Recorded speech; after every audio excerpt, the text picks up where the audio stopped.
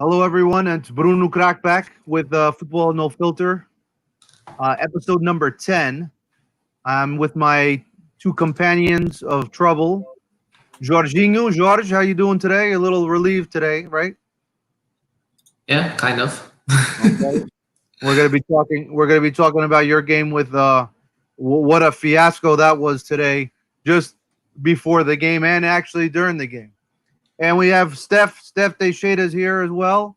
Um, he might not be too happy today because he drew with Stubel. Steph, how you doing today? I'm doing great. Not a phenomenal game, but it is what it is. It is what it is. All right.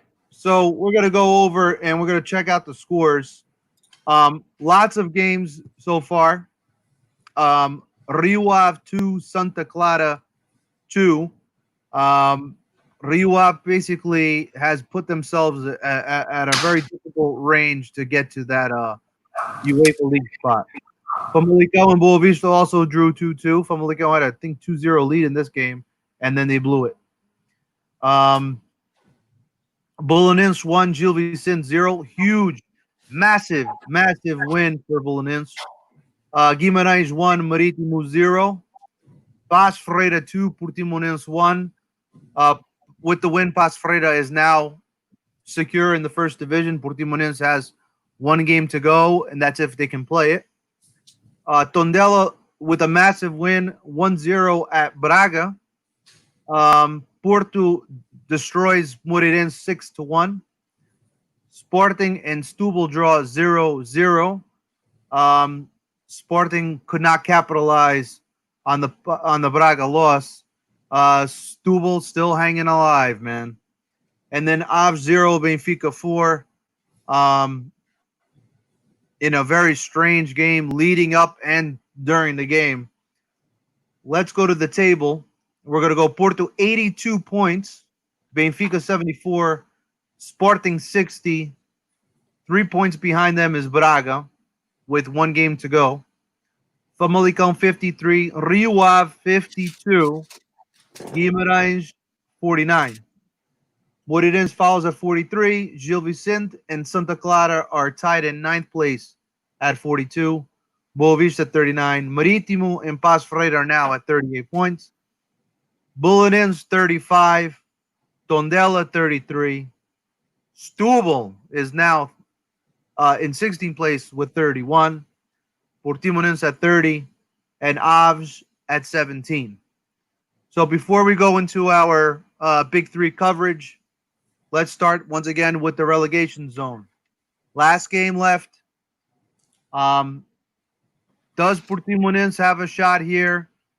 With all the different things that are going to be happening, are they going to be able to stay in the first division? Steph, I'll start with you. So are you saying that maybe Aves won't show up to Algarve? That might be a possibility. That's the rumor. Well, the rules are pretty simple.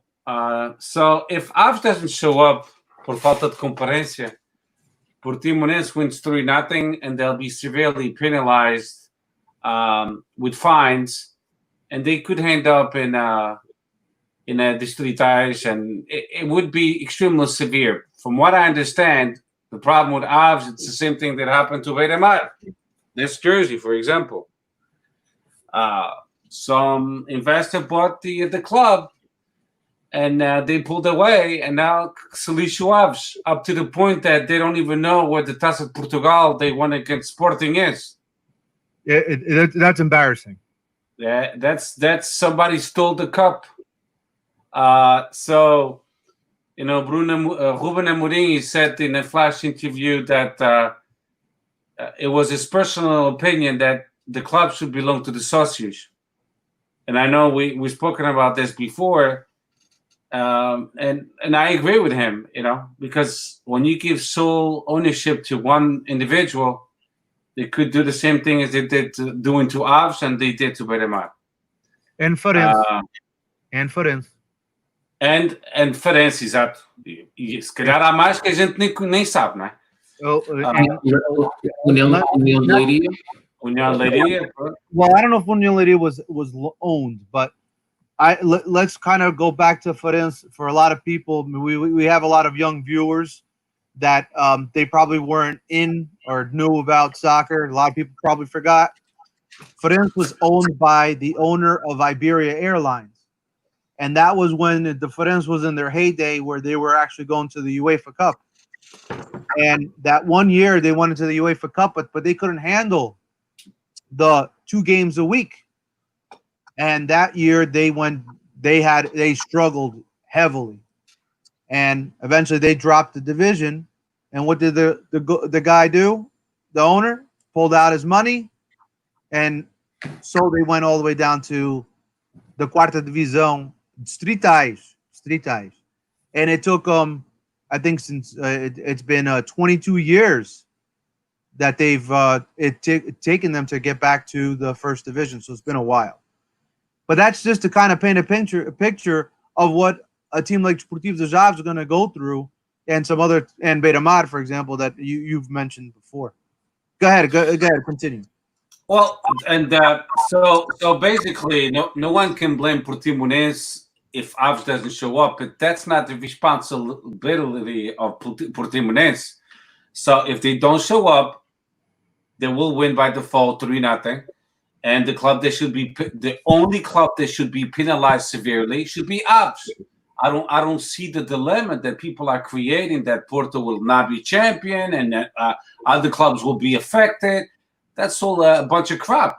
The rules are really simple, actually. You don't show up, 3-0 to Portimonense, you get penalized with severe penalties, and you get demoted. And I don't know all the ins and outs, but I'm pretty sure there's more into it. The UEFA will intervene as well, because they're part of the UEFA as well.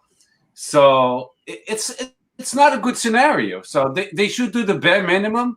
E nem que seja a Câmara Municipal de Aves a dar o autocarro, mas tem que ir até Portimonense e acabar o último jogo da temporada. Já hoje foi um jogo, pronto, não é culpa do Benfica, atenção, o Benfica não tem nada a ver com isso. Right. And I was talking to George about that. Há muita gente que acha que falta neurónios, and then they like to blame Benfica for everything. But this one was not on Benfica at all. They couldn't predict, that Aves was going to do this shit, or the owner of Aves.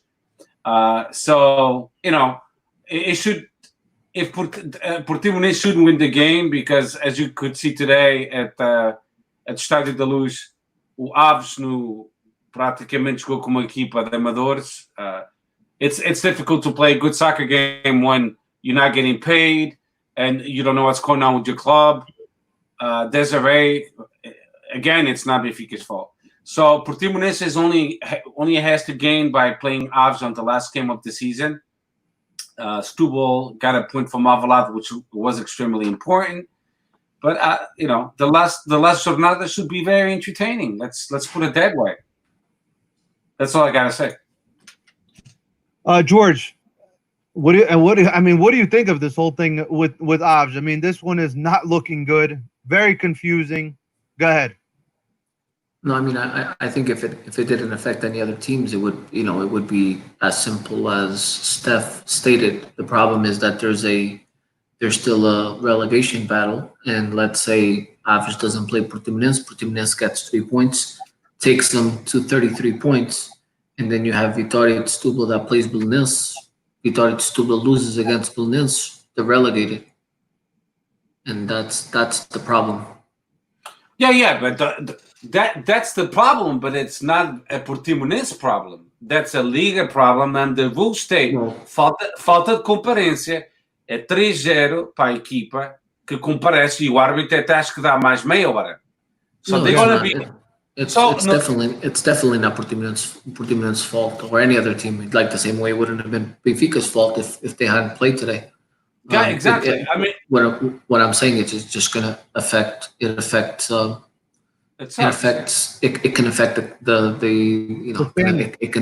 can determine it's the team going down to the second division, which is a big problem.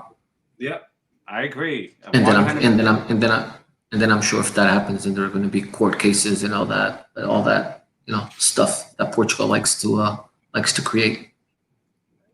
we're going into a very dangerous area. I mean, no one is safe. Obviously, Portimonense needs to win the last game. They win, they get to 33 points.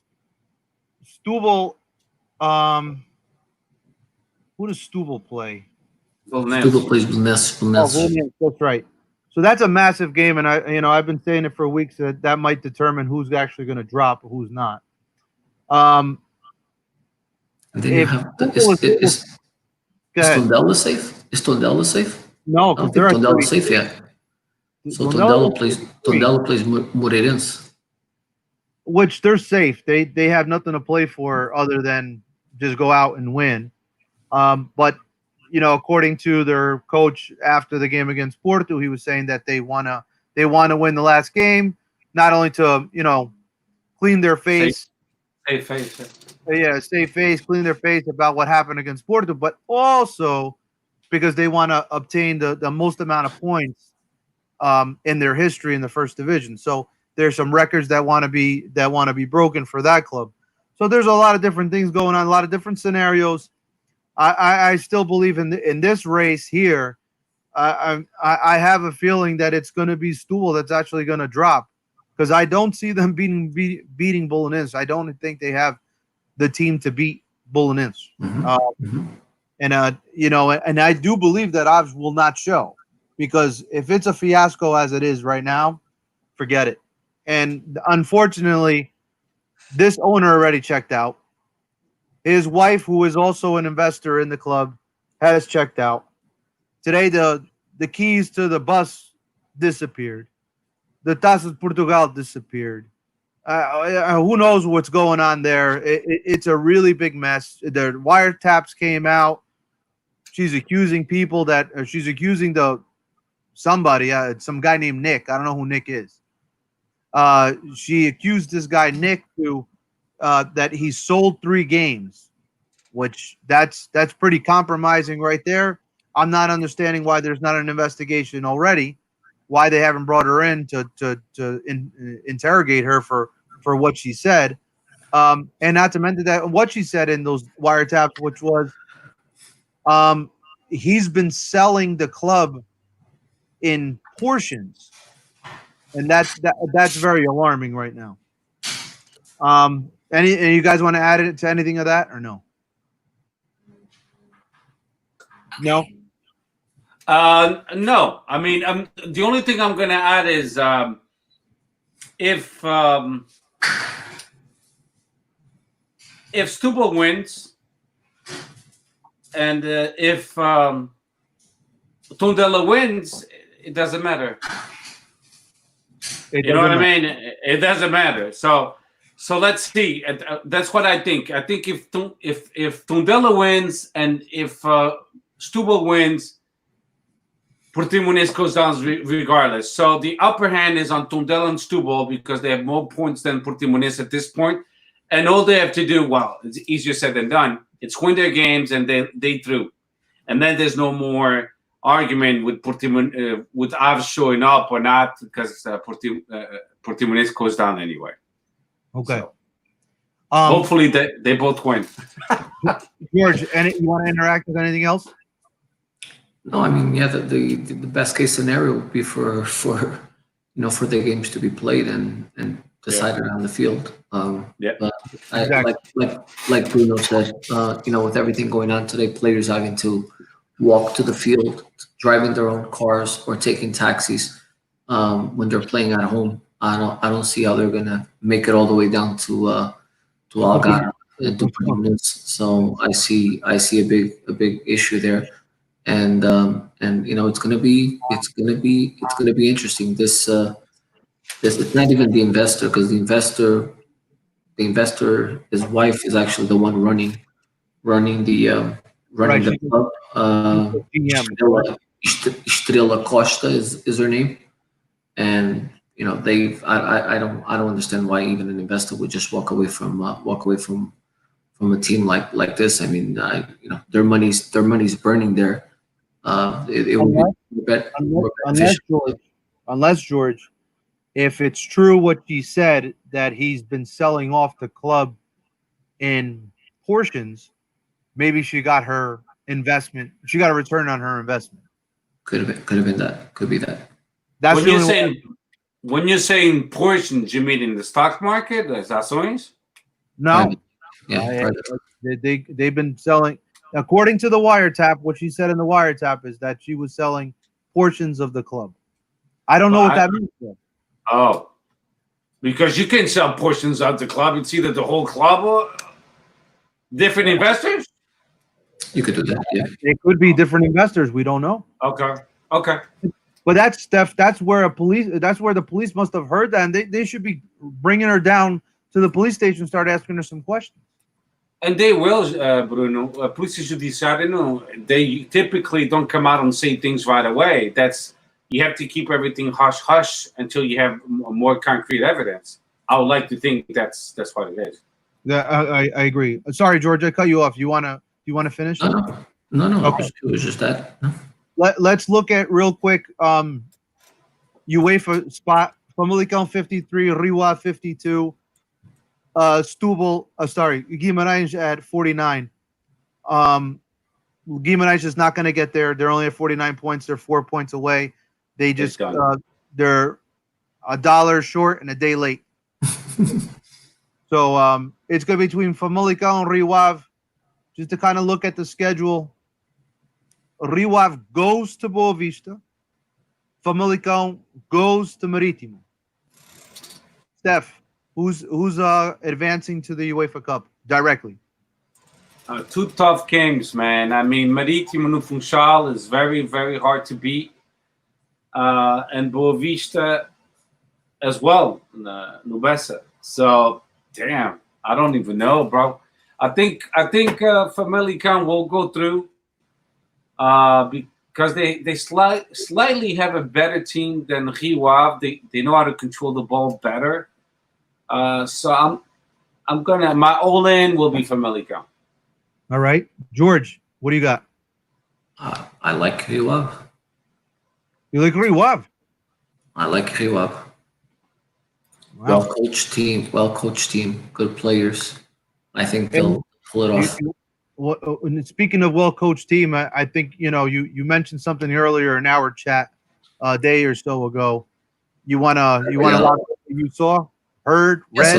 So Carvalhal is one of the three finalists one of the four finalists for the Flamengo job. So it's Leonardo Jardim, which he's not taking the job because rumor is that he's going to Valencia. Mark Silva, which wants to stay within the 5 major leagues in Europe. He doesn't want to make the move to Brazil. Then you have an old assistant of Guardiola, Damacek, something like that, Domenech or something like that. And then the other candidate is Carlos Carvalhal. And the rumor is that Flamengo wants to stick with a Portuguese coach. All right. If you were a betting man, George, who's getting it? I think with what Jorge Jesus did in Flamengo and the fact that the management let him leave, not let him leave because it was a contractual thing. He was able to leave. It was their fault for putting that in the contract where he could leave, upon paying $1 million euros. So I think there's a lot of fans that are not happy, and I think to kind of shut them up, they're going to bring a name. They're going to have to bring somebody that either has a big name already, or someone that's associated with the big name. And I think the former Guardiola assistant would probably be leading right now. All right. Steph, how about you? Who's getting the job? I don't know, and I don't care. And I don't care, sincerely. I don't follow the Brazilian league. You didn't apply for the job? For me? Yeah. Eu sou coach level 0. I don't care who goes to Flamengo. I don't follow I used to watch. I did watch a Copa dos Libertadores, But that's the extent. O futebol brasileiro não me encanta de maneira nenhuma. É muito parado. Só dá duas velocidades. É, Devagar e devagarinho. devagarinho e caipirinha. All right. A lot of good talent there. I'm gonna move. That's good talent, no doubt. But it's not a league that I don't waste my time watching that league. That's all. Yeah. Well, we have to say that the Brazilian league, yes, there is talent, but does the talent always translate to the European game? And as we know over the years, not necessarily. But that's where they evolve. It's by coming to the European leagues and they become much better players. Some don't adapt. And that's why JJ was very successful because he introduced it to them. He introduced to them, different tactics. We're going to talk about that later on when we do bring up the conversation of o Cavaleiro returning, o Cavalo Branco. All right, Porto 6, Portirense 0. Diogo Costa was in goal as a starter. Manafá, Mabimba, Diogo Leite, not Pep, Diogo Leite, and Telves in the back. Corona, Otávio, Danilo, and Diaz. Fabio Vieira and Marega were the two guys that were Fabio Vieira supporting Marega, but it really wasn't that kind of a system. It was more of a 4-3-3. This application had it a little wrong. For Moreirense, it was Pazinato, João Aurélio, Rosic, Halish, and Conte. Pedro Nuno, Soares, Mané, and the other Soares, Singh, and Abreu up top. I will say that in this game, Porto started off real well. They had a very early goal. Luis Diaz scored a nice header on another assist from Alex Telles. I think Alex Telles broke a record with assists.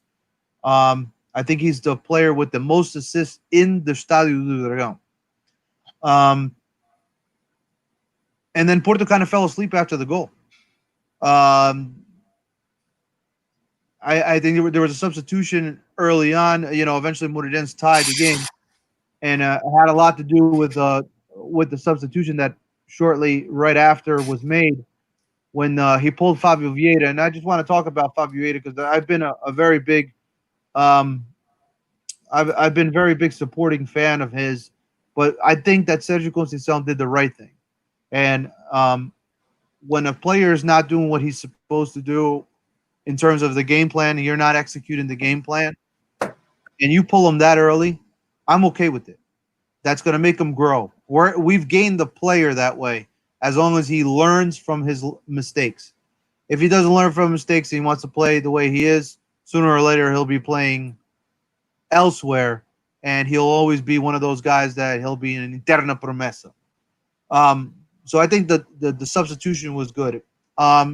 A couple of notes that I do want to say about some players. Otávio, I think, deserved man of the match.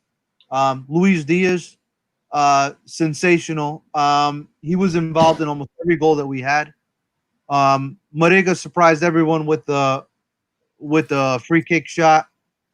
Corona has been extremely consistent, probably the best player in our league this year. I think Diogo Leite, Diogo Costa, Fabio Vieira, all guys that I believe that need more minutes. They need to continue to play. They need to make mistakes. They need to get yelled at so they can increase their development over the for the next couple of years. And the two guys that I think I want to mention, Danilo looks like a different player. I've been very critical of him. Danilo looks like a different player because he knows he's going to leave. And I can tell you guys for sure that it is 95% sure he's going to be going to Arsenal. Don't ask me how I know that. Just trust me that I know. And because he's talking about it. He did hint at it, but I have that wasn't the reason why. It's because I actually saw something that was sent to me today. That's obviously not through the media. That makes me believe that it's him.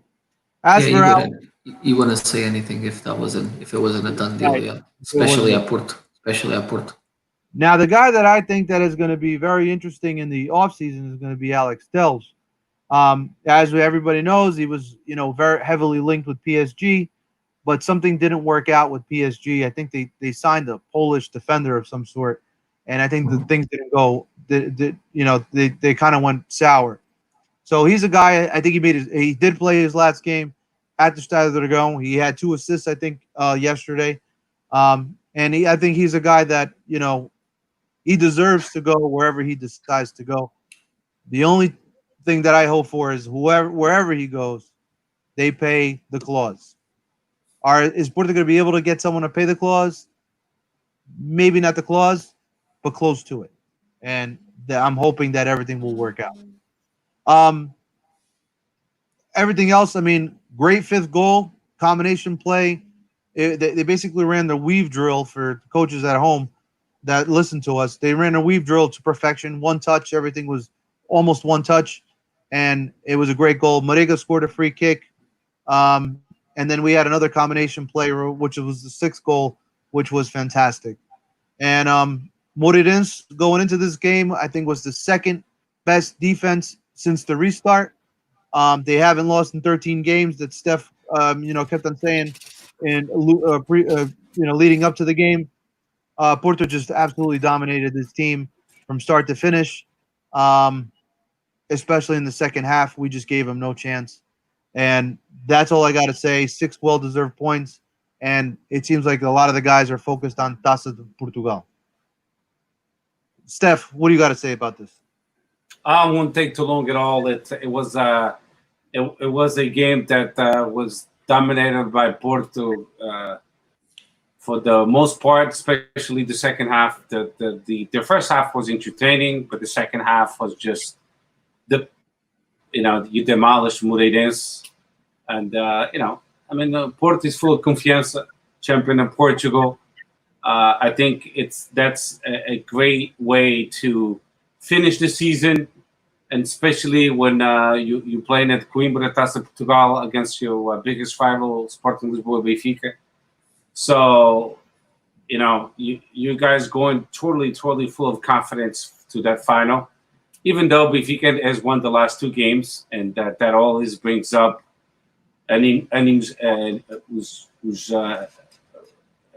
confiança também. So about this game, Porto did great, and I think it's too late for Marega to win the Bola de Prata. Pizzi scored the goal, and Marega has 11 goals or 12 goals only, and Pizzi is 18. Não chega lá, não. Nah, já não chega lá. So the race of his goal right now is to beat Braga, score a couple of goals against Braga, score a couple of goals against Benfica, and bring the Taça de Portugal. Yeah, Porto, this game dominated. Great game. Kudos to Porto. They deserve to be champions of Portugal. Pronto, não há mais nada a dizer. Now, you guys, like you said, you and Benfica, you're more focused because Benfica also secured the second spot for the Champions League. So they know the money is coming. They can start thinking, pre-planning for the season, and they can focus on the Taça de Portugal, just Porto, like Porto is doing now. So that's it. George. Pretty much the same thing. You guys have pretty much said it all. A good game by Porto. I was, the only note I was surprised that the kid Fabio Silva didn't get any run in this game. I thought Sergio Conceição would put some more youngsters playing, but yeah, I mean, it was a great game. Some great goals by Suarez and by Marega on the free kick. Yeah, I mean, just going through the calendario to get to the final of the Taça. But yeah, a good game by Porto. Great game by Porto. And I'm really surprised about Sport TV. They were not. They gave Luis Diaz as the man of the match, and I just didn't understand why. Because Luis, although he had a very good game, I thought Otavio had a great game, and this guy has been stellar all season. So, Otavio. Otavio, yeah. I mean, right now he's one of the best players in form. Sometimes he's not the flashiest guy, but he's definitely a guy that works very hard. And I think if you look at the way Sergio Conceição wants guys to play, it's you might not be the most practical, you might not be the most efficient, but if you give it your all, Of course. you're gonna. Yeah. And I think Otavio's a guy that gives it his all, and Mhm. he's definitely deserving of being the man of the match because I think he had a goal and an assist, but that goal was just pure raza, and the assist was It was great. Yeah. Great assist. all right. We're gonna move on.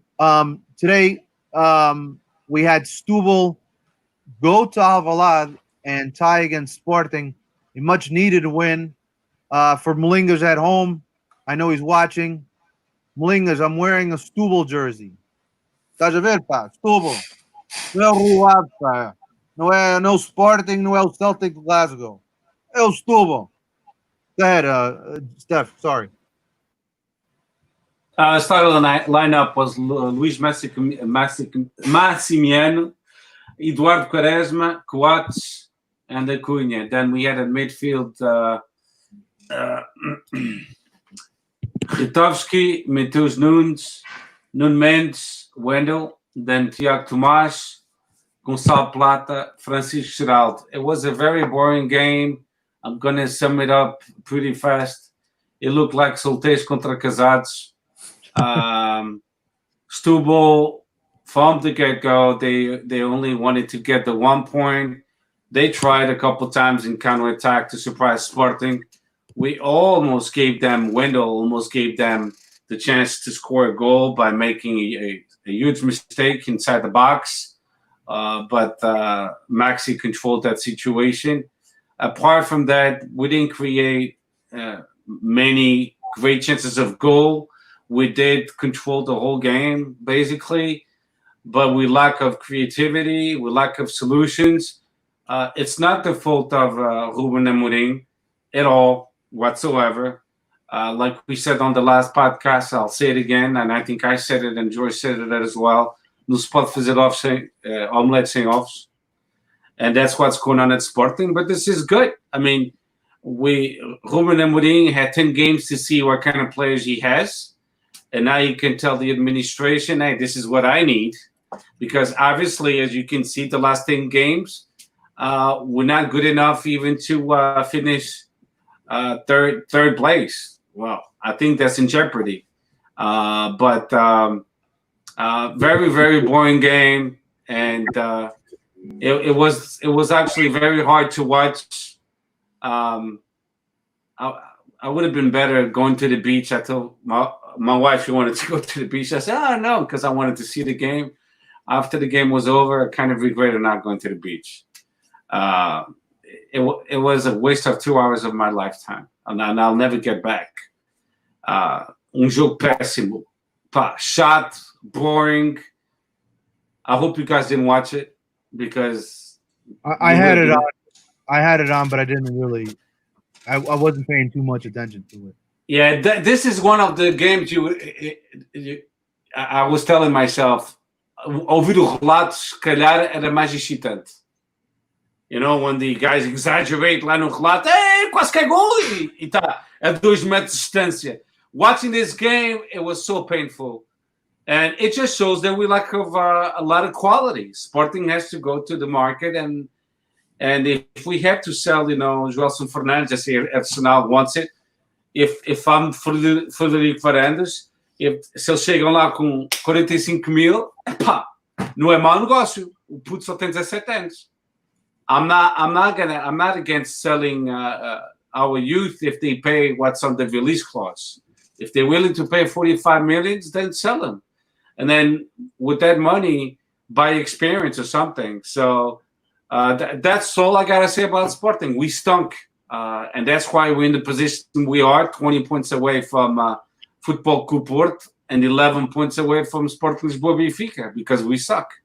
We're not good enough. We're a good enough team for 3rd, 4th, 5th position. I don't even know how, to tell the truth. We about to finish 3rd, and the worst case scenario 4th. Good job by Ruben Amorim in cooking something up at the last minute of the last 10 games. But we'll talk about the Benfica Sporting next towards the end of the podcast. But I got to tell you, I don't think we're going to win at Stade de Luz. But that's it. George, you want to add anything else? I mean, the same thing. Jogo mastigado. I mean, just to give you some statistics, Sporting had 68% of possession, but the whole game only 4 shots on target between Sporting and Setúbal. So yes, so 3-1. A very very big point for Setúbal. Let's see next week how big it is, but might be a gigantic point. The tie against Sporting today. Yep. All right. George,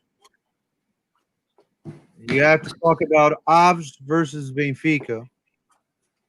We talked about a little bit going up to the game. Now we're going to actually talk about the game. I believe there were some Aves players that actually rescinded their contract within the last 24 to 48 hours. So they actually had to scramble to get players together.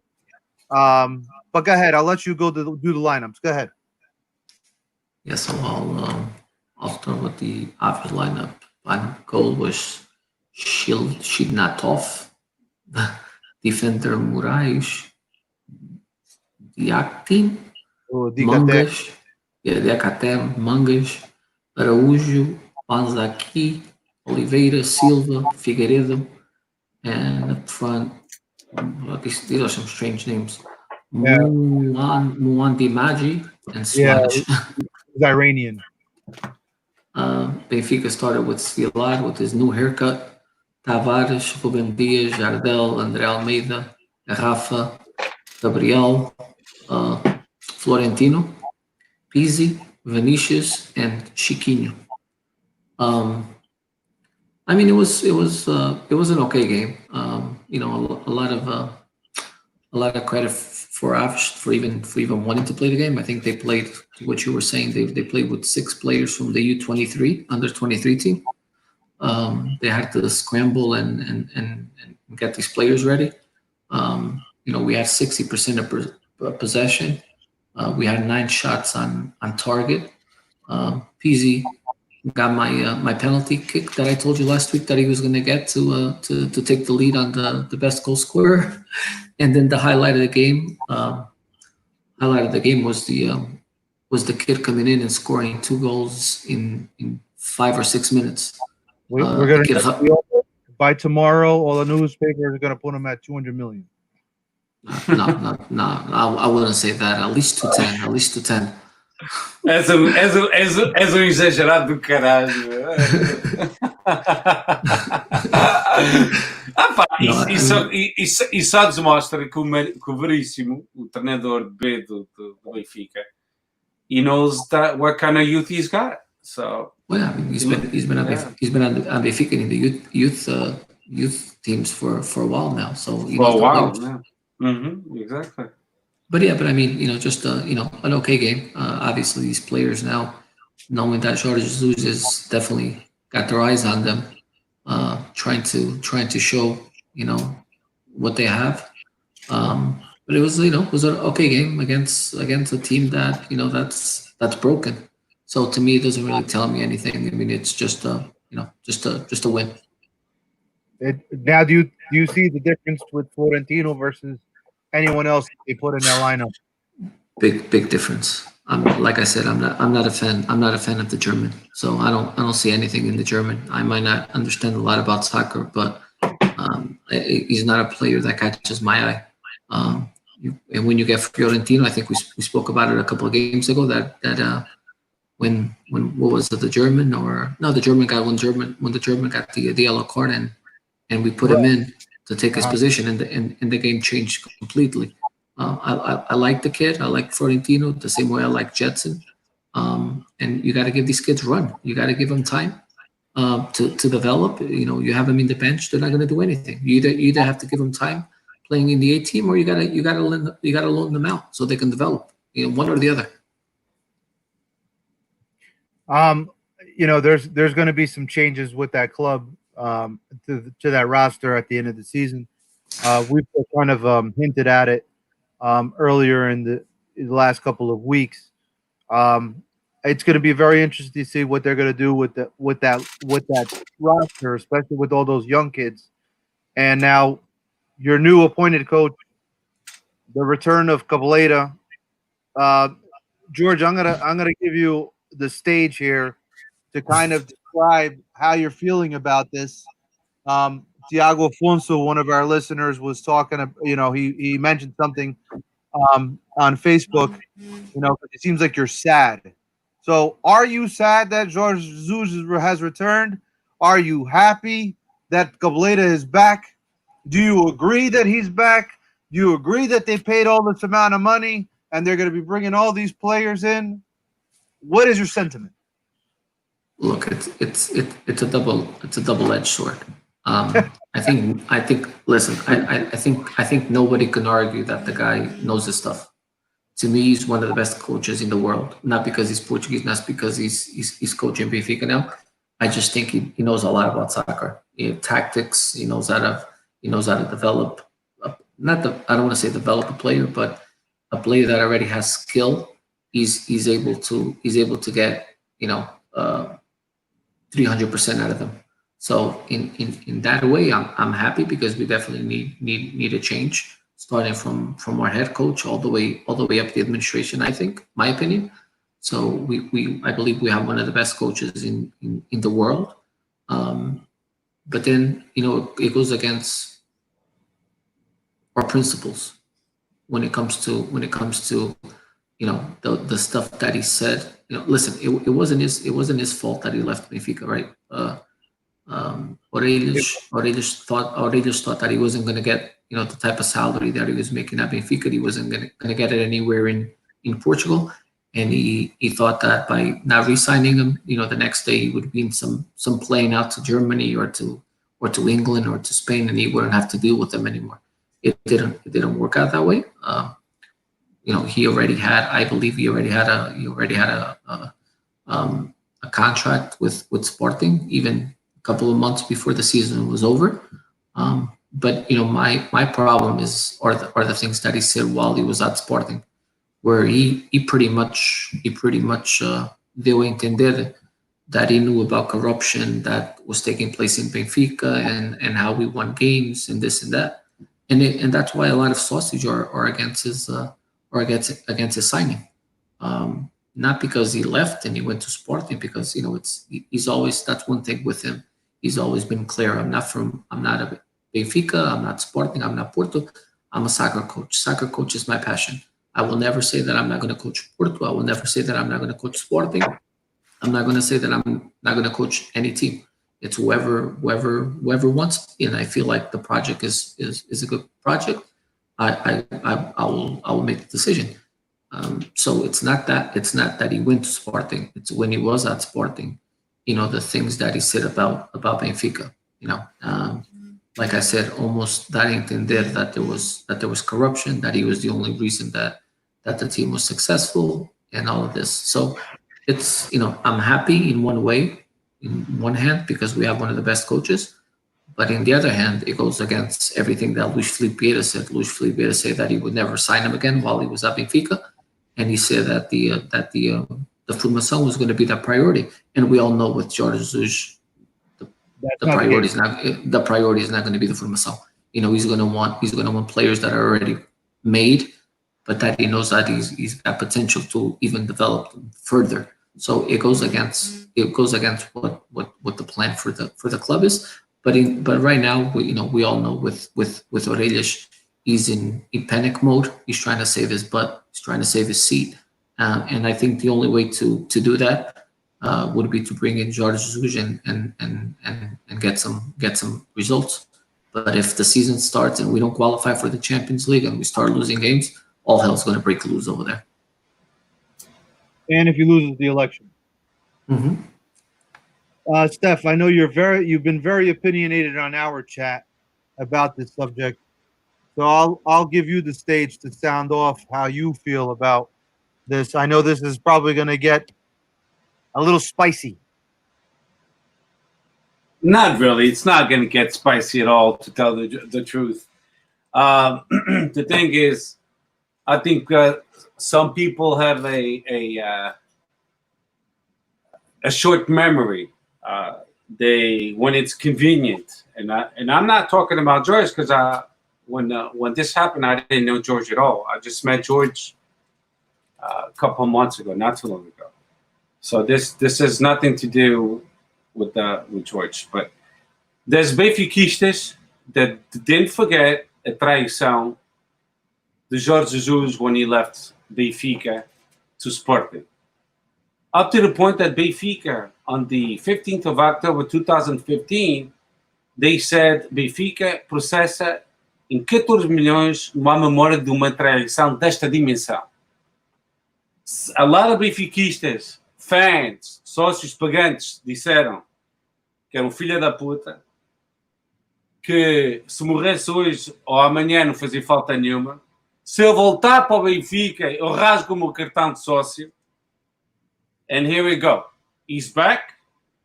And a lot of benfiquistas, not all, because a lot of benfiquistas, they already welcome him back.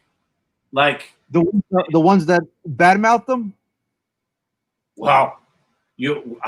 How do you think all of a sudden a lot of them, they welcoming him right away and hey, não sei mais que é o maior, não sei mais que. Is he a good coach? Yes, he is. Does he know his stuff? Yes, he does. Is he going to apostar na formação de Benfica? Népias. So we spoke about Florentino Luis. He's going to be loaned out. O Nuno Tavares, he's going to be loaned out. He's going to buy players that will guarantee him victories. Do I blame him for that? I don't blame him for that. But Orelhas already promised him, close to 100 million or more in investimentos. So it leads me to believe that Benfica will sell a couple players as well. With that said, any Benfiquista that pays attention to his club, they all know that this move is solely for Luis Felipe Vieira to win the elections. That's the main reason why he went to get JJ. It's not because he's the best coach in the world. He is a good coach, but if he was that good, then he would have been in England or Italy or Spain, a top-notch club, but he never made it that far. So is he that good? I don't know. Because no Barcelona knocked at his door, Paris Saint-Germain, I'll even say Paris Saint-Germain, Manchester City, Liverpool, Juventus, I said Roma. Nobody went to get him. AC Milan, you mean? No, AS Roma. No, I'm sorry. AC Milan, he didn't. We all know he didn't go out of the country by choice. He had plenty of chances to go outside the country, and he didn't go outside the country when his father was dying. So another document that came out was documento exclusivo de todo o processo do Benfica contra Jesus. A ação judicial tinha quase 100 páginas. Lança mistérios sobre telefonemas do treinador para um funcionário do Sporting e acusa a levar o software. Se calhar vai agora entregar os computadores de volta. O clube avança com 9 testemunhas e existe 14 milhões de indemnização. So I asked the Benfiquistas, what happened now? You guys forgot about all that? So that's what bothers me. Like the Benfiquistas, I know they're still against it. They're still against it. And I'm going to quote something really fast about benfiquista ferrenho sócio Benfica há mais de 20 anos. Ricardo Araújo Pereira é demonstração definitiva de que Vieira não tem rumo para o Benfica. Como adepto, sempre defendi que Jorge Jesus é o melhor treinador ao alcance do Benfica. Parece que não há dúvidas, depois do que fez no Benfica, agora no Flamengo, em 6 meses, foi campeão, coisa que não era há 10 anos. E ganhou a Libertadores, coisa que não acontecia há 30. Em princípio, não é coincidência. Agora, se concretiza que Jorge Jesus regressa ao Benfica, é uma demonstração definitiva que Vieira não tem rumo para o clube. E explicou durante o programa Governo Sombra da SIC, transmitido na última madrugada, recordando as luzes que Luís Felipe Vieira chegou a ver. Essas luzes fazem parte da total ausência de rumo. É de navegação à vista. Esse senhor saiu porque não aposta nos jovens. Não tem dimensão europeia. porque o nosso futuro é o Seixal. Agora, esse senhor vai voltar depois de ter sido processado a 14 milhões de euros. Pelo meio, tivemos, como sabe, Rui Vitória. Não, afinal, não vem porque eu vi uma luz. Afinal, espera mais um bocado. Afinal, sai e vem o Mourinho. Afinal, fica lá provisoriamente. Afinal, ganhou 2 jogos seguidos e fica até 2024. Afinal, o Lages sai e eu fui ver o Marco o Lages. Afinal, o Lages sai mesmo e vai para o Setino. De facto, das duas, uma. Ou aquilo que me disse em 2015 era verdade e o Jorge Jesus não aposta nos jovens e no clube, não tem dimensão europeia, e é esse o projeto do Benfica, ou Vieira navega à vista. So, we'll do all this said, this is from a benfiquista. This is not from me. É um benfiquista. So, a lot of benfiquistas, even today, puseram uma tarja a dizer assim, mesmo há bocadinho, esta é fresquinha. Hoje, a seu orgulho, Judas voltou. Adeptos do Benfica mostram tarja contra o regresso de Jorge Jesus. No dia que Jorge Jesus chegou a Portugal, lado a lado com orelhas, surgiu uma tarja nas imediações do Estádio da Luz contra o regresso do treinador. Hoje, a seu orgulho, voltou Jesus. Esse é o trecho da fase colocado na tarja que foi retirado durante a madrugada. Em 1907 e 8 foram para lá, em alusão ao grupo de 8 jogadores que em 1907, que deveria ser, aliás, a data de fundação do Benfica, trocaram as águias pelo emblema leonino. Foi quando foi a fusão do Sporting Lisboa e Benfica. Porque o Sporting Lisboa foi fundado em 1904 e Benfica em 1906 e a fusão em 1907. O que eu quero dizer com isso é que o Jorge Jesus como treinador is a great coach, but as a person, he lacks of character. He has no backbone, and what he says, it's all bullshit. He attacked Benfica when he was at Sporting. He tried to embarrass Benfica and the Benfiquistas. And now, he comes back to Benfica, and all I see é pessoas com os laços com a testa. Todos contentes que ele venha para trás. Okay, if that's the way you guys like to be in life, it's fine by me, I guess. I have no choice. I've heard the term that futebol moderno é assim. Bullshit. It's, isso é tirar areia para os olhos. You guys going to get someone that betrayed you.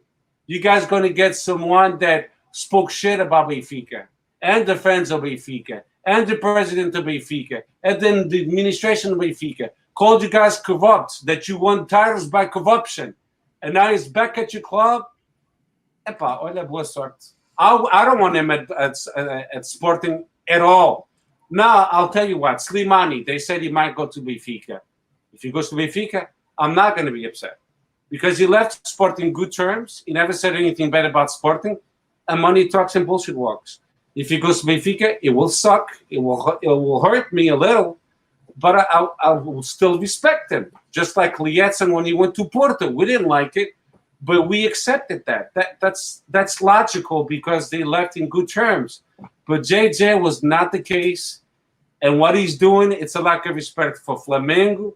It's a lack of respect for a lot of Benfiquistas that don't want him at Benfica. And that's a tremendous lack of respect for Sporting Clube Portugal. And that's all I got to say. How about himself? Huh? About a lack of respect for himself? Achas que ele se importa? Se ele se importasse, não ia, não é? Clearly not. George, I know you raised your finger. You wanted to say something. Go ahead, bud.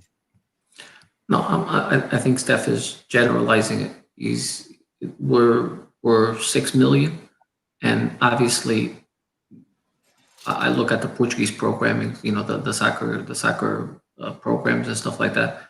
I think every Benfica representative, at least most of Benfica representatives, probably 90% of them, they all saying that they're against him coming back. Now, in a club with 6 million adepts, you're not going to get 6 million adepts that are going to be against him coming back. You're going to have you have those that are that won't mind him coming back, and you have those that are going to be against him coming back. But then I could go back to Steph, for example. I could go back to Ruben Amorim. Was Ruben Amorim a choice where all the Sportingistas agreed with him coming to Sporting with the history that he had at Benfica? The answer is no. I'm asking. You want me to answer? Oh, okay. So yeah, let's say to you. We've had coaches that like Benfica, Porto, Real Madrid, Barcelona, Paris Saint-Germain, Manchester United. Robinson was English. That doesn't matter. Ruben Amorim, he accepted the challenge. He's a young coach. His affiliation because he's played for Benfica and he liked Benfica and he grew up as a Benfiquista.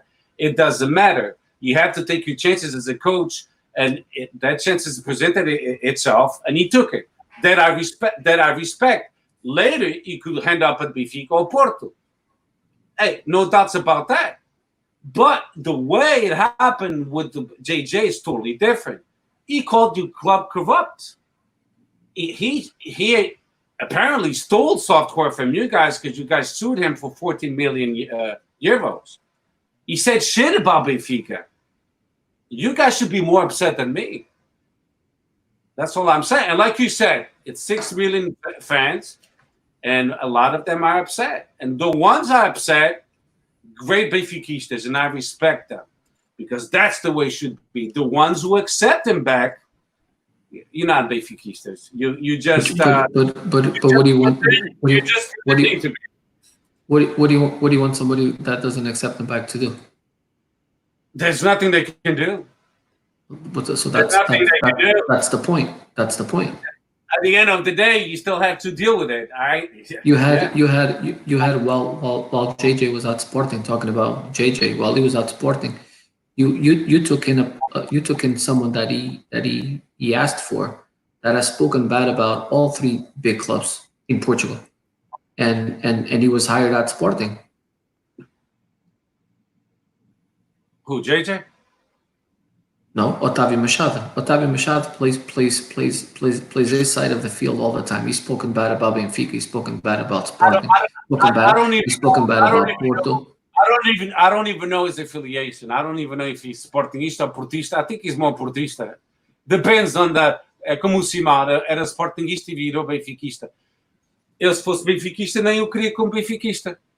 Achas que uma vez a nossa primeira coisa quando eu cresci desde pequenino foi o quê? Nunca trocas a camisola. É ou não é verdade? No, that's not true. O quê? O meu avô já me dizia, nunca troques a camisola. I would never switch from Sporting. I would never become Benfiquista or Portista. That would be embarrassing. But you're saying for the team not to take a player that's affiliated to another club. No, that's not what I'm saying. What I'm saying is, you're saying Otávio Machado. He's not a player. Mm-hmm. Ele é comentador agora. O Otávio Machado. He was director of Sporting. He was, but a really bad one. He was the director of Sporting, depois era portista, depois é sportinguista. He doesn't know what he belongs to. And I don't respect people like that. When you speak about Otávio Machado, I have no respect for him. All right, so we have Luis Teixeira that has come in. As you can see across the screen. Benfiquista. Yeah. Yes. Yes. Die hard. Jesus has taken chances with the Formação. He brought up some names for Sporting: Ruben Semedo, Gelson Martins, and Pudense. For Benfica, he put André Gomes, Ivan Cavaleiro. For Flamengo, he put Rainier. Thiago Ponce came with Nelson Oliveira, but I don't think Nelson Oliveira was from that. Listen, you just mentioned three names for Benfica and 3 names for Sporting. That's nothing. If you didn't include three youngsters at least, porra, isto não é nada. O Ruben Amorim em 10 jogos pôs 7, 8, 10, 12. E o Laje apostou muito mais nos jovens. So, there's one that obviously we have to address here. o JJ nunca falou mal do Benfica e se ele tivesse alguma coisa para falar com o Bruno Carvalho, a presidente, teria sido muito fácil. Nunca falou mal do Benfica. Lewis is very wrong. I'm really good friends with Lewis, but he's totally wrong. He said a lot of things on live TV about Benfica. Correct. I mean, tell. No, I have to say this because Luis, they said I don't even know him, but just tell him to go online for God's sake. This is the 21st century. All he's got to do is Google. He's going to see plenty of video clips. JJ saying, "Olha o que se passou. Olha roubar." I have the video. I don't know him because I would send it to him. There's plenty of video clips that shows JJ saying shit about Benfica. Plenty of that. Plenty. So if he has a short memory, at least they said, because it's convenient now, I get it. Imagine there's interviews of him saying things. So this is another thing that I got to address with you, Steph. Porque acho que o Bruno Carvalho não gostava do JJ e vice-versa. Porque o JJ nunca foi na conversa do Bruno Carvalho para atacar o Benfica. Do you see truth to that or no? No, of course not, because Bruno Carvalho, like George said several times, I'll say the same thing, you went over the top. He was not good for Portuguese soccer. Did I appreciate him when he was the president? The first few years, yes, but then towards the end, he was a total disaster. With that said, Sporting should give him back o cartão de sócio, but I don't want to see him as a president of Sporting ever again. But to that statement that Luis Teixeira said, no. O BDC was off his marks, but JJ did talk shit about Benfica a lot of times on a lot of flash interviews, on a lot of conference calls, on a lot of newspapers. You just got to do a lot of research and you'll see. If you choose to have a short memory because now it's convenient because he's your coach again, olha, o queijo da serra é muito bom e faz esquecer ainda mais rápido. George, any rebuttals? No? No rebuttals. I mean, George is happy that you're happy that he's back. No, it's not that I'm happy that he's back. We have a top-notch coach. There's nothing I can do. I don't make the decisions. I think ultimately there could have been other coaches that you could bring in that would unite the Benfica family. I don't think this unites the Benfica family, even though I think he's one of the best coaches in the world, like I said before. But I think because of what he said, not how he left Benfica, because he didn't leave it. He didn't leave on his own. He wasn't offered a renewal, right? Benfica, Moreiras didn't offer him a contract renewal. When he was at, go ahead. No, go ahead. I'm sorry. When he was at Sporting, he did badmouth Benfica a lot, and that's why a lot of the sausage are not happy with it. A lot of the not just a lot of the sausage, a lot of the former presidents, former administrations, they're not happy with him coming back because he basically, like I said before, in not so many words, he accused Benfica of, like Steph said, after a Sporting game where he was kicked, where he was Jorge Jesus was red carded out of the bench in the flash interview or in one of the interviews. He said, this is the referee that when I was at Benfica, I know stuff about him. Remember, I was there. I know what happened. I know what was going on. He made it seem like Benfica was corrupting games. And that's why a lot of people don't want him back. But now, but he's our coach now. There's nothing we can do. We have one of the best coaches in the world. We gotta support him. Well, now that you hear a lot of rumors of what he wants structure-wise. So he wants the return of Lourenço Pinto, right? Or Lourenço Coelho, right? Lourenço Coelho. He wants the guy from Belenenses, the guy that's in the SAD or something like that. I'm not sure. As the director. He wants more of a say. He's bringing. He Costa closer to him, and he wants Luizão as well. He wants people. Yeah, He's he wants to surround himself with certain people, and Yeah, that from, if from Flamengo, he's bringing 6 assistant coaches. O guarda-redes, That's those were his. all the ones that went there. But Steph, the only one that he's adding different is the doctor. He wanted the Flamingo doctor because he said he's better than the one that Benfica has. Pois sabes So porquê? I don't know. Ele é professional no voodoo dolls. Ah, Estou a brincar. now we gotta find out se a advogada vem. Se a advogada vem, depois. Até aí eu começo a ver jogos Benfica. Mas olha, I just want to bring up something. Isto é para o Luís Teixeira. E até gosto do nome dele, Teixeira. For some reason. He keeps on sending stuff to you, so go ahead. Yeah. About the formação, three is enough if you want to have a team fighting for champion and do well in Europe. Other else, we become a sport that is promoting a formação for 20 years and win bola. Well, Okay. And I'll answer to him. And the reason why, the only Luís Teixeira, every time somebody throws me the 20-year mark, I love it.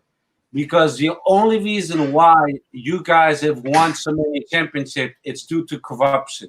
If it wasn't the case, Sporting would have won a long time ago. Especially aquela época de 2014, 2015, fomos roubados de uma maneira descarada. But I'm going to remind another thing to Luís Teixeira, que ele pensa que o clube dele é santo e que ganha tudo. Lá na missa. Eu conheço, isso foi o Jorge Jesus para um árbitro assistente, o quarto árbitro. Eu conheço, olha que eu sei muita coisa, atenção, eu sei muita coisa do ano passado. Jorge Jesus, a 1 de novembro de 2015, o presidente... Ao quarto árbitro. Única questão. A 6 de julho de 2019, Luís Filipe Vieira, conhecido por Gaddafi dos pneus Orelhas. Enquanto eu for presidente, ele jamais voltará a treinar o meu clube, o Benfica. E agora, temos no dia 21 de julho de 2020 e está no Benfica. Agora, quem é que é mentiroso? É o Gaddafi dos... Eu respeito a instituição do Sporting Lisboa-Benfica, mas eu estou-me a cagar para o Jorge Jesus e estou-me a cagar para o Luís Filipe Vieira. Duas pessoas sem backbone, sem caráter, que não merecem respeito nenhum. Agora, a instituição do Sporting Lisboa-Benfica merece-me respeito. É uma instituição de mais de 100 anos. Agora que ganharam campeonatos na corrupção, ganharam. E é por isso que o meu clube já não ganha há 18, agora vai fazer 19, não são 20. Mas que é capaz de passar de 20 e mais, porque não há dinheiro. Steph, you might have to do a little research on this one to confirm. But wasn't it true that the first year that Gableda was there at Sporting, he was red carded as many times as the 6 years he was at Benfica? He was what? He was red carded. He was kicked out of the game. Many times in 1 year at Sporting than he was the 6 years at Benfica. It's true. Yes, it's true. It's true. O JJ... Ele sabe muita coisa. Quando o JJ foi-se embora do Benfica para o Sporting, I understood the frustration from the Benfiquistas because that was an act of traição. And it was. A club that treated you so well. I don't think so. I don't think so. That way, Stefan, I'm going to tell you why. Because his contract ran out. There really wasn't a true offer on the table to entice him to stay, renew, whatever you want to call it. I just read it to you why he didn't stay. O Orelhas didn't want him. He said, não estás a apostar na formação, não estás a fazer uma equipe grande da Europa, a gente já não te quer. Yeah. Ele queria o Rui Vitória, porque ele apostava na formação, não sei o quê. Mas o GG também podia ter um bocadinho mais cuidado. E podia ter ido para o estrangeiro. Ele não quer. No. You could tell that when he left Portugal, he never wanted to really leave. He always wanted to be in Portugal because that's where he feels most comfortable. There is a reason why he's 66 years old and there's not one team from the top 5 leagues that truly went after him. That's not correct. That's not right. Well, I know. When he turned down Valencia, he turned down AC Milan when he was at Benfica. And the reason why he turned down those teams was because his father, we all know his father had Alzheimer's for a long time, and he was dying, and his mother had already passed away.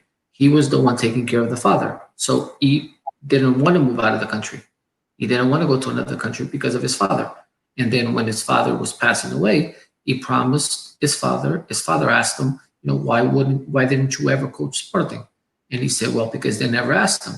So when the whole contract negotiation came about and Benfica didn't offer him an extension, Bruno Carvalho, in order to get votes and to look like, I'm gonna steal the best coach in Portugal and I'm gonna bring him to my team type of figure, enticed him to go to Sporting, and it was his opportunity to pay a promise that he had done to his father, and that's the reason why he went to Sporting.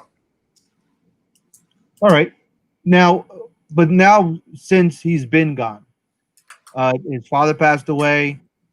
He's been out of Sporting for a couple of years.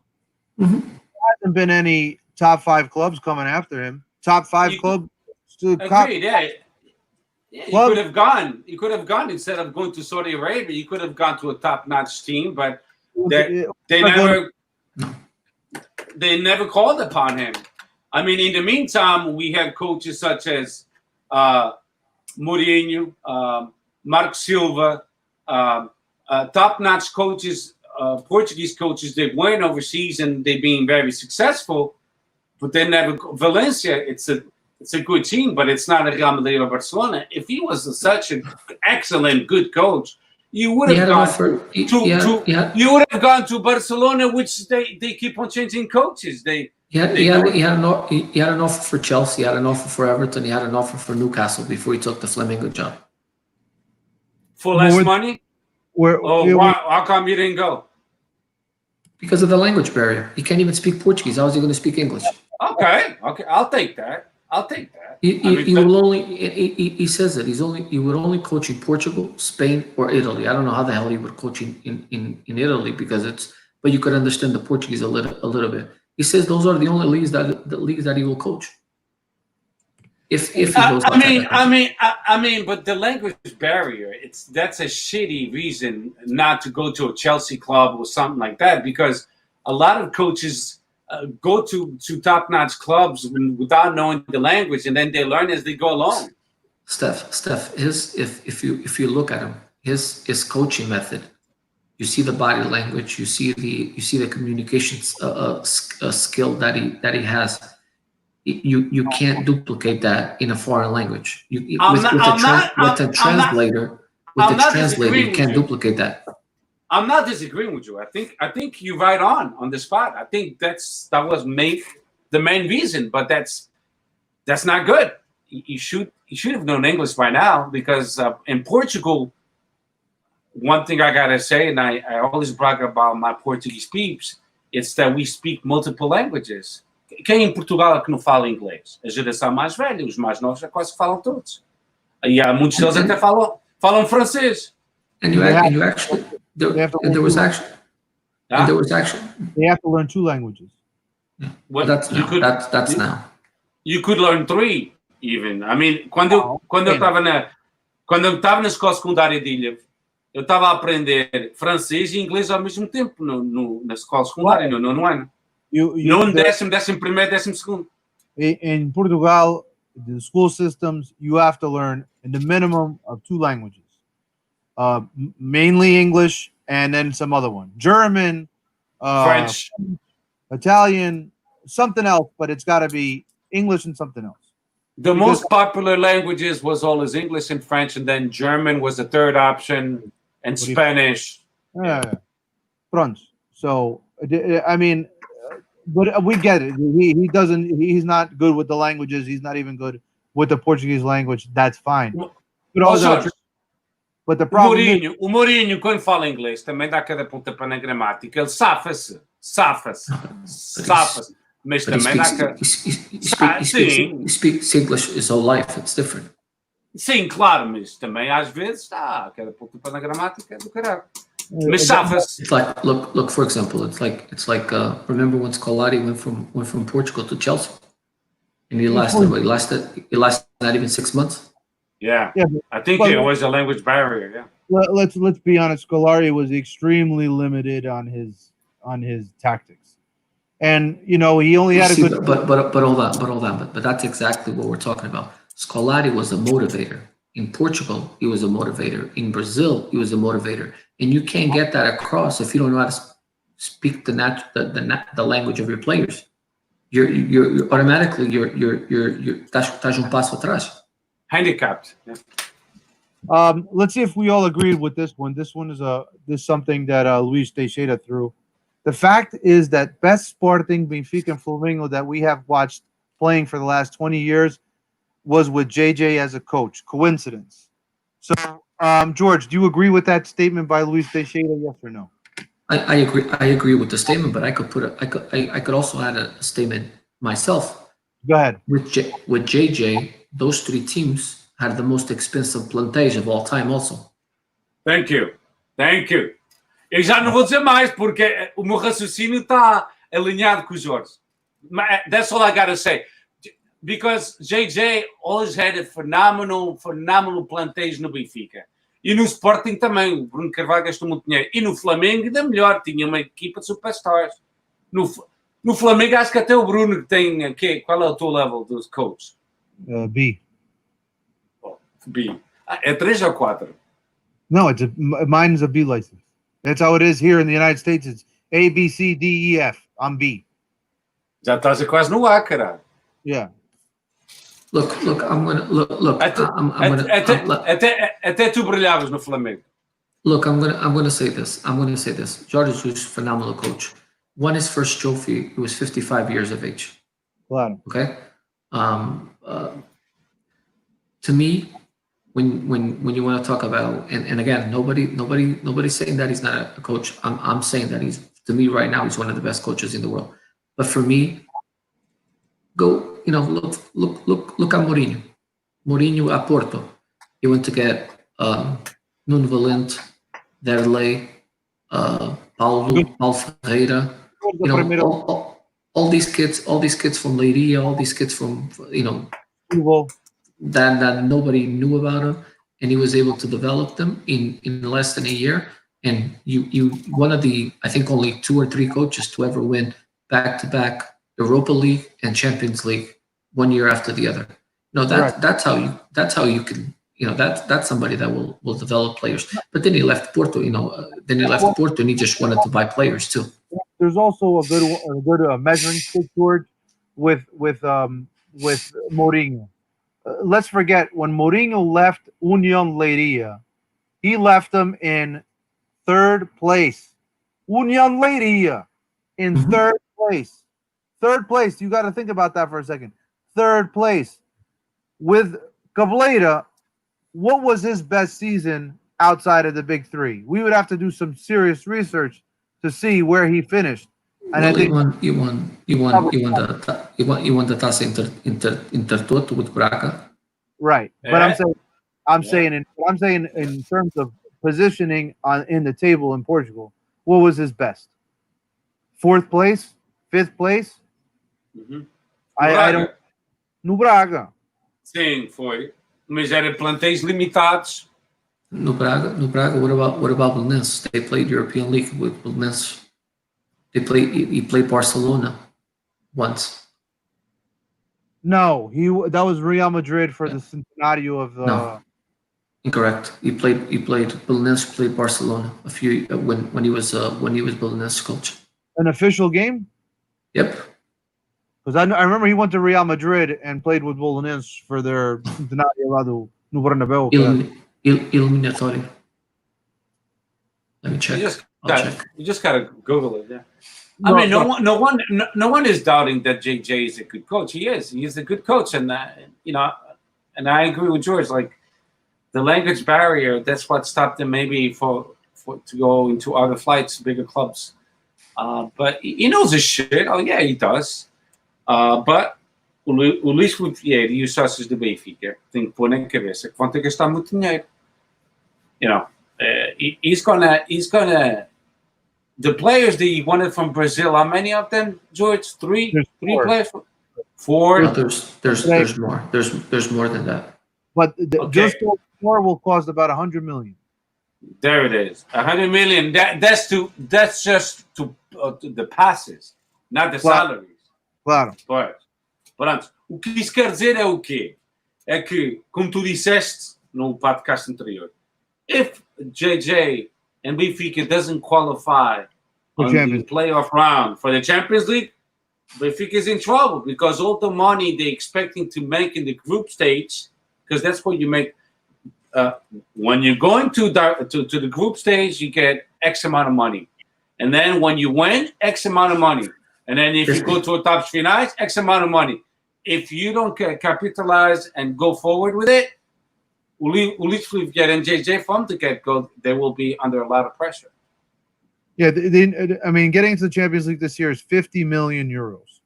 Think And about it's that. only one game. And it's only one game this year. One game. This year's only one game, so there's a lot of riding on them. So it's going to be very, very, very important. All right, Steph. Real quick, Steven Samagayo just chimed in. He said, "Hey, listen, estás com uma grande camisola." Ele é da zona de Aveiro. Deve ser, yes. Eu acho que ele é de Aveiro. Yeah, ele disse que tens uma tremenda camisola. Infelizmente, o Mário Duarte já não existe. Com muita pena nossa. Era um grande estádio. Um grande estádio. Era sim, Okay. senhores. Fui lá ver muitos jogos. Fui lá ver jogos quando no Benfica jogava o Magnussen, que tanto estava com o pé esquerdo ou com o pé direito, marcava cada gol do caralho. E no Sporting jogava o Paulinho Cascavel. E no Porto jogava jogadores como o Frasco, o António Sousa, o João Magalhães. O Gomes, exato. Eu fiquei muito fascinado foi com o Magnussen. Era um tosto do caralho a driblar, mas com ponta de lança raiz, ele parava com o peito direito ao pé esquerdo, lá vai disto e vai disto. Grande jogador. Era loiro e forte. All right. So just on going back to Jorge Jesus and Belenenses, that was in the season of 2007-2008 was one of the only seasons that Belenenses actually played the European competitions. And he played Barcelona. Played Barcelona. He lost 1-0. Front. Very good. We're gonna wrap up. We're gonna go to our predictions for this week. So everyone has an idea. It starts Friday. Santa Clara, Vitória de Guimarães, Gil Vicente Paz Freira, Boa Vista, Rio Ave. Since Rio Ave is a contender for the Europa League spot, we'll predict. Faz os jogos todos, homem. Assim a gente faz rápido. Como o Tota-Bola. O Marítimo, Já que é a última jornada. Benfica, Sporting, Moreirense, Tondela, Portimonense, Aves, and Setúbal, Belenenses. Steph, Boa Vista, Rio Ave. Shit. 2-2. All right, George. 2-0. Rio Ave. I'm gonna say 1-1. I don't think that they're neither win. Marítimo, Famalicão. Steph. O Marítimo é lixado em casa, meu. Eu digo que vai ganhar o Famalicão 2-1. O Marítimo vai ganhar ao Famalicão 2-1? Não. O Famalicão ganha lá no Funchal 2-1. George. 1-1. Yeah, I'm gonna go. I'm gonna say 0-0. Braga, Porto. I'm gonna say Porto goes to Braga and beats them 1-0. George. 3-0. 3-0 Braga, you saying? Porto. Okay. George. Sorry, George. Steph. Deixa ir ao Jorge outra vez. I'm gonna say 1-1. 1-1, ok. O derby de Lisboa, ou o derby da segunda circular, Benfica, Sporting, since Benfica's playing home. George, you go first. 1-1. That tá com os empates. How about you, Steph? I'm going to say 0-0. 0-0. I'm going to say 3-3. Pois. Jesus. Olha, eu digo 0-0, mas não fico surpreendido se Sporting perder lá. De maneira alguma. Dois penaltis do Pizzi para ganhar o melhor marcador. I'm going to say 3-3. I think it's going to be a high-scoring game. Não temos soluções de ataque. So. Moreirense Tondela, very important game for Tondela. Moreirense has nothing to play for. Steph, go ahead. Moreirense Tondela. Yeah. Well, Moreirense, like you said, they lost 6 against Porto, mas o Tondela precisa de pontos. O Tondela vai ganhar 2-1. Epa. George. 1-0 Moreirense. I'm going to go. Wow. I'm actually going to go 1-1. Portimonense Aves. I think we should probably bet on if there's even going to be a game. 3-0 Portimonense. 3-0 Portimonense. Falta da prensa. If they play Portimonense wins 1-0 Arrasca. And lastly, Setúbal Belenenses. I think this is the game of the week because let's face it, whoever wins this one stays. Já que a equipa de verde em casa, Steph, go ahead. Pá, eu penso que o Vidigal is gonna pull a win for Setúbal. That's why he was hired for these last 3 games. And Setúbal will win 3-0 against Belenenses. 3-0? Wow. Yeah. Pô, eles não conseguem marcar um gol, vão marcar 3. Naquele dia vou ver vir Porto à caralho, aquela merda sem passa-par. Vai ser o catch-up. George. 2-1 for Petit. Epa! You know what? I'm going to say 0-1. I do think that Belenenses is going to go to Setúbal. Setúbal, too much pressure. They don't have the players. They don't get the win. They actually drop. And that might be the end of Setúbal as we know it. If they do drop, that could be the end of them. All right, guys. Any final say?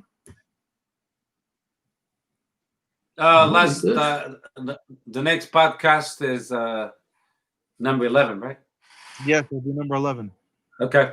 No, I'm good. Well, I just want to give a shout out to Bruno's favorite player, Cristiano Ronaldo, becoming the first player to score 50 goals in the English Premier League, 50 goals in La Liga, and 50 goals in Serie A. First player in history. My Is favorite it 50? Is it 50 or 45? 50. 50 in each league. Nice. At least. And well, just to bring it up, since you brought it up, there's an interesting race going on with the golden shoe. So as we know, Lewandowski from Bayern Munich finished at 34, no games left. Ronaldo is in second place with 30 goals and 4 games left. Immobile from Lazio in third place with also 4 games left. So let's see where it's gonna. I think it's gonna be between Ronaldo and Immobile. And if Ronaldo wins the Golden Shoe, the Ballon d'Or, this I year? don't think there's wine. Yeah, No, because the French are dumb because there's no French league, so they decided to fuck everybody else. But let's be completely honest. The most important trophy is actually the UEFA most valuable player, Or the best. the best, the men's best player. That's actually the most relevant trophy. And if Ronaldo wins and he does a good Champions League and becomes a champion of Italy, I think he's in the run for that individual trophy. Definitely. What do you guys think? It's very possible. Hey, listen, I'm rooting for the guy. That's another barrier that another statistic that is going to go down in history to try to duplicate. There's strong rumors that Messi is going to be leaving Barcelona. Do I think he's going to end up going in Italy? I do think he's going to go to Italy. If he leaves, he's going to go to Italy. But now the question is he going to be as productive? and I don't think that's. I think that's where you could have Messi have 6 golden balls versus Ronaldo's 5, but the huge argument is going to be, well, Ronaldo was productive in every league, and Messi wasn't as productive in every league, and I think that's where a lot of people are going to start, distinguishing who's the best of all time. George, I know you want to chime in. No, I mean I agree with what you're saying. I listen to me. Ronaldo is the most complete player in the history of soccer. Messi is fantastic in short spaces, but he doesn't do the defensive work that Ronaldo did throughout his career. He doesn't take the hits that Ronaldo has taken throughout his career. And like you said, Ronaldo's been successful in the three most important leagues in Europe.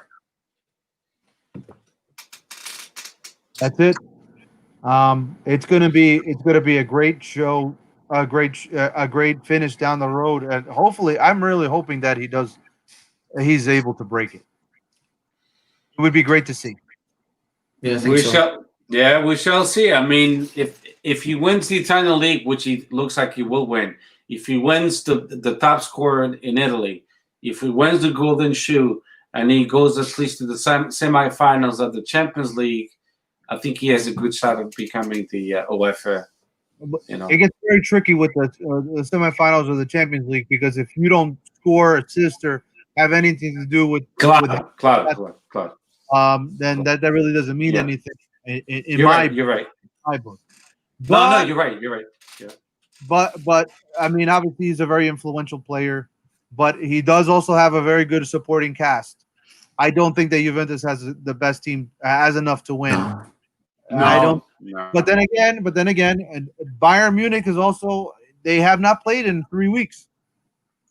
The So problem with you, the problem with Juventus is that the defense is very shaky, and they have some major injuries in defense. They've lost the two center backs, world class center backs, and as you can see, they've been winning 2-0 games, and they end up tying the games. And against Lazio, at the end, it was very shaky. I saw the whole game, and I'm like, holy shit, they're going to tie the game again, and they could have been champions of Italy 3 weeks ago. yeah, bro. I think Juventus has a great defense. I think the problem is that they have no keeper. That's the number one issue. And then on the midfield, you don't have a with the attacking players that Juventus has. You don't have a holding midfielder like, for example, a Conte from Chelsea that will cover the spaces defensively when a Ronaldo or when a Dybala are out of position because of the attacking, or even an Alexander that makes a run through his side. So it reminds me of the old Real Madrid days when there were so many attacking players. You had Roberto Carlos on the wing that was always caught out of place. You had all these Galacticos, but you had a gentleman called Makelele that was the bombeiro and that cleaned everything up every time there was a counterattack. and não te esqueças do San Casillas. Mas Sanica. espera aí, Some Peraí, Casillas too, yeah, exactly. o Juventus perdeu o Giorgio Chiellini e perdeu o Demiral. Both Yeah. of these players were their two top center backs. No, And they're that not. is- They're not the top center backs. Well, They Chiellini were- was. Chiellini was I- before. No, Demiral was up and coming. the top. Chiellini was, man. Kellini, no, Kellini was. It was the other guy. What's the other guy that went to Milan that takes his place? Bonucci. Demiral. Bonucci. You have Bonucci. You have Bonucci. And you have legit. Bonucci They has lost. something, but let's be honest.